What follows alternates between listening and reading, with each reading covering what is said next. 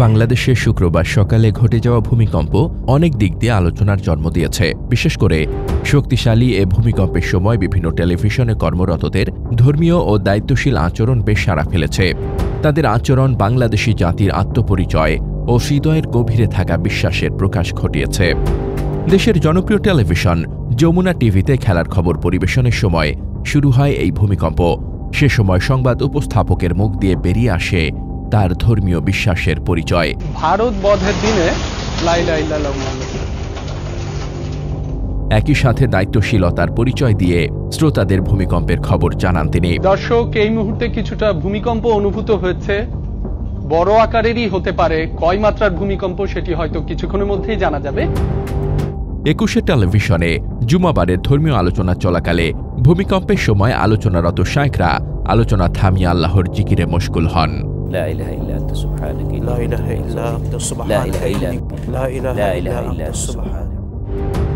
DBC টেলিভিশনে ভূমিকম্পের সময় স্টুডিও আলোচনায় আসা ডাক্তারের আলোচনা থামিয়ে আল্লাহর সাহায্য চাওয়াটা সরাসরি সম্প্রচারিত হয়।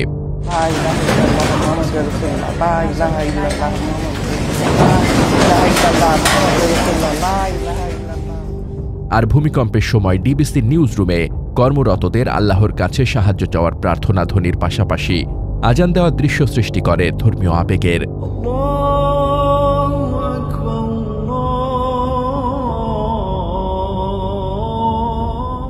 ভূমিকম্পের কারণে এ ধরনের আরও ধর্মীয় আনুষ্ঠানিকতার প্রকাশ ঘটেছে বিভিন্ন গণমাধ্যমে।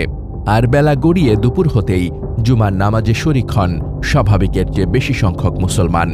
জুমার খুতবায় খতিবরা তাদের আলোচনায় ভূমিকম্পের বিষয়টি তুলে ধরেন।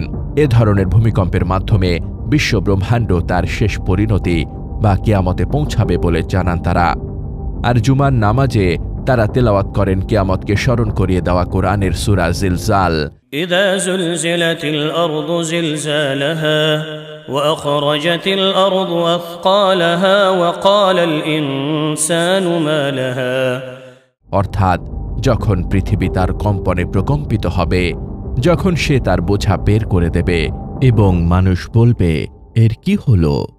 আর সাধারণের মধ্যে সারা দিনই ছিল ভূমিকম্পের সময় ঘটে যাওয়া বিভিন্ন ঘটনা নিয়ে আলোচনা।